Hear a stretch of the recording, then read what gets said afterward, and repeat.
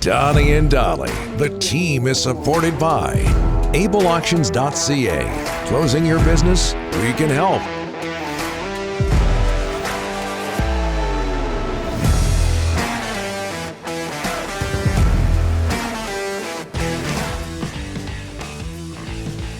All right, just before we get to Jeff Paterson, one of our guests of the day, a reminder that our title sponsor, Donnie and Dolly, Able Auctions, ableauctions.ca. Canucks lose 5-2 to the Devils, 2-6-2 on the season, 1-3 at home. We bring in Jeff Paterson, Sekeres and Price, Rink Wide Podcast. How are you, sir?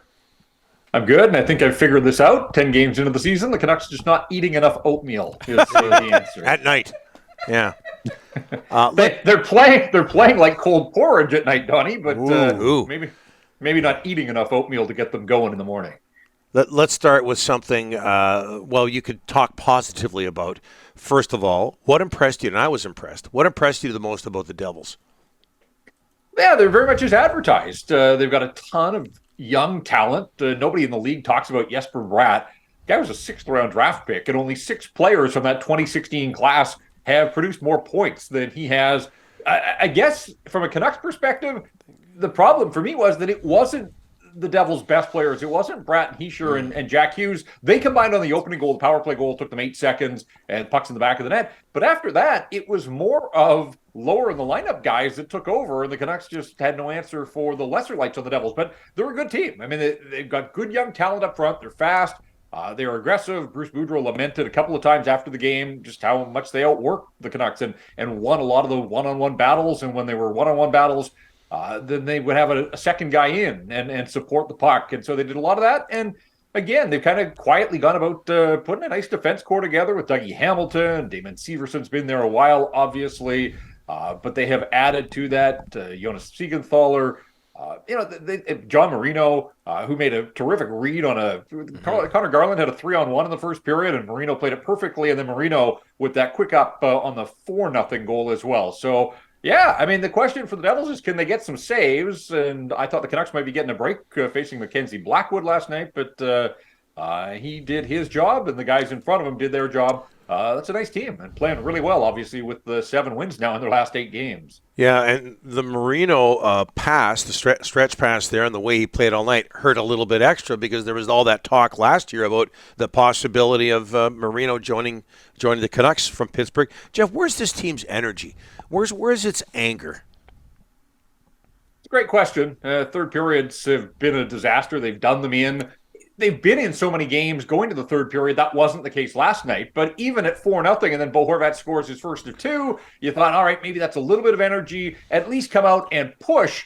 Donnie, at the midway mark of the third period last night, the Canucks had 1 shot on goal. It was from Tyler Myers, and I had to go back and look on the game sheet. A 46-foot wrist shot from Tyler Myers. So no forward in the first 10 minutes of the third period. Took them 13 minutes to get their first shot from a forward in the third period last night, and that was Andrei Kuzmenko on a rebound. So, yeah, outshot 14-4 by the Devils in the third, outshot 15-3 by Carolina. Even the Seattle game, I know the Canucks won, and they needed that win.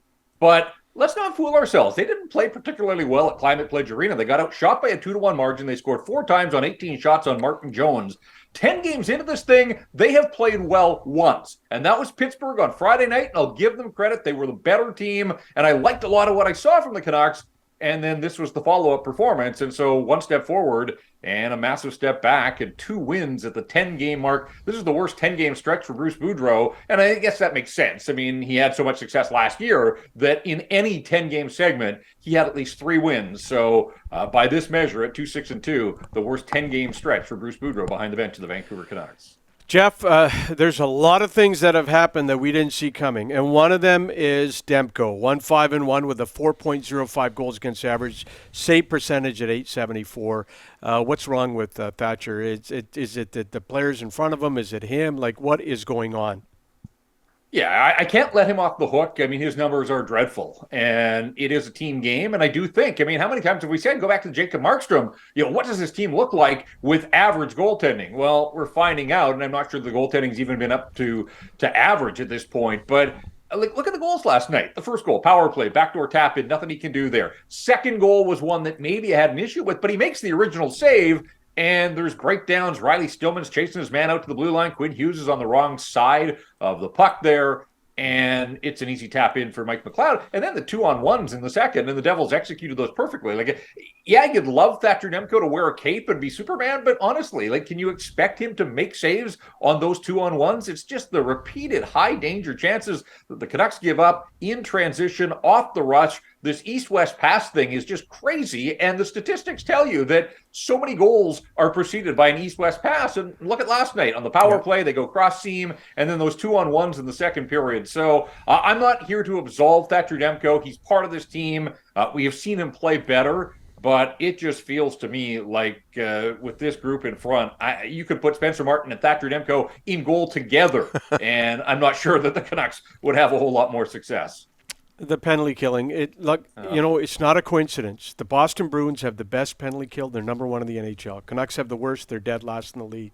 And again, so 8 seconds in, you got Miller and Horvat out there, but you signed Mikheyev.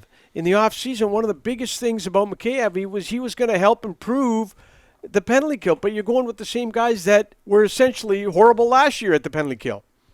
Yeah, I'm done with JT Miller as a penalty killer. Sorry, I am, and I think the Canucks should be as well. It's just not happening. He's been on the ice for 8 of the 12 power play goals they've given up. Wow. Like, at some point, somebody's got to do a little number crunching here and try to figure it out. OEL's been on the ice for 7 of those 12. So there's a couple of the culprits. Last night, it was Tyler Myers drifting, but Horvat loses a face-off. Miller kind of misses the cross-seam pass that we talked about, and then Tyler Myers is late to the back post, and Nico Hischier is there, and there's just too much skill on that New Jersey side. But I cannot believe that 10 games into the season, the Canucks penalty kill is probably worse than it was last year when it was abysmal, and it sunk this team, and they've had 2 head coaches, and they've had 3 different coaches that have been assigned into the penalty kill.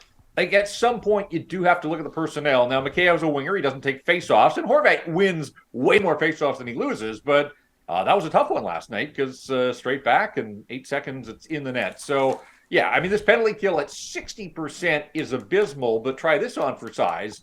On home ice, the 4 games at home, the penalty kill's at 55.4%. It's almost a flip of the coin at Rogers Arena. And that's another storyline here, too, guys. And I know you talked about it briefly, but 1 win in 4 games. They've been schooled by Buffalo and now New Jersey. The Carolina final score flattered the Canucks, but they were in that game into the third period. But again, the shots were 15-3. The one home game where fans were entertained and got their value was Pittsburgh the other night. But it can't be a 1 in every 4 game proposition. And this is coming off a season in which they won 20 of their 41 home games last year. So they didn't even win as much as they lost on home ice last year.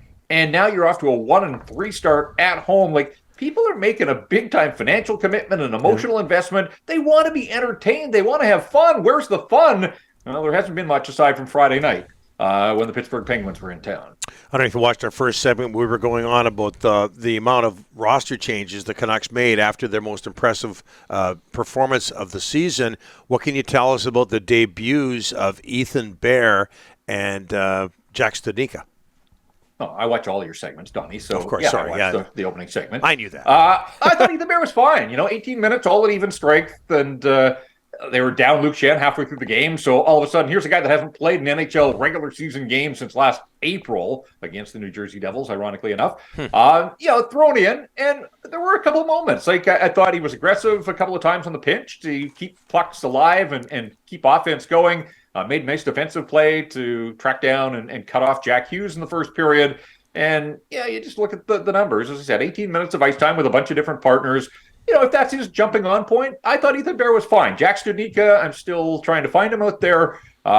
He was never going to be the savior, but 9 minutes of ice time, 2 and 5 in the faceoff circle, a right-handed center. So he was brought in. The hope was that he could win them some draws. Didn't have a shot attempt last night and didn't see an awful lot. He kind of looked like I thought he might, in that he's never really been able to get traction at the NHL level in Boston. They're giving him an opportunity. Bruce said after the game, it's right there. If he's the guy, he's got to grasp this. But he had a lot of company last night, so I'm not going to pick on Jack Studnicka. But as his debut went, didn't see a whole lot there. I thought Ethan Bear was decent, and again.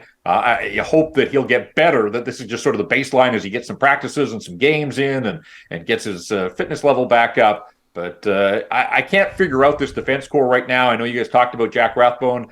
He was sitting up over my left shoulder in the press box last night, not looking amused at the situation. And Kyle Burrows, too, who has just given this team absolutely everything. And the numbers indicated as well, like, he is one of their 6 best defensemen. Now, you can quarrel about the depth of their 6 defensemen, but Kyle Burrows is one of their best 6. Like, he should be playing.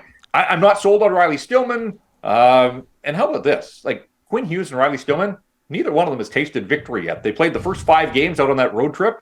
And then last night, neither one of those guys, and it's a team game, so I'm not saying that they're the root cause here, but for Quinn Hughes, like, you could just see the frustration, obviously losing to his brother, but this predicament that they're in, like, you don't see Quinn Hughes sort of fired up post-game, but boy, he was seething in the locker room, and you can understand why. Like, this team is not very good right now, and even Quinn Hughes in the games that he's played hasn't looked himself, clearly bothered by whatever it is that has been bugging him since the start of the season. But, he's been nowhere close to his dynamic best either. So there are just a lot of questions. But, boy, I look at this defense corps, guys, and I do wonder, what are they going to do with OEL particularly, but Tyler Myers too? Like, we've seen Connor Garland has been made an example of a healthy scratch. Like, could it get to that point that they're going to have to sit down one of these veterans and make room for guys like Rathbone and Kyle Burrows? Would they be any worse off if you had either of those guys in the lineup over the veterans that are playing a ton, but not playing particularly well? So lots of decisions. They've got lots of bodies now. The guys are getting healthy again, but trying to figure out that optimal 6 on defense, I think that's going to be a real challenge for this coaching staff. Go get yourself some oatmeal. Thanks for this, Jeff. Appreciate it. Will do. For lunch and dinner. Yes, why not? Afternoon's best time. And an afternoon snack. Yeah, just before a cat nap. Thanks for this, Jeff. Appreciate it. Jeff Paterson, Sekeres and Price, Rink Wide Podcast.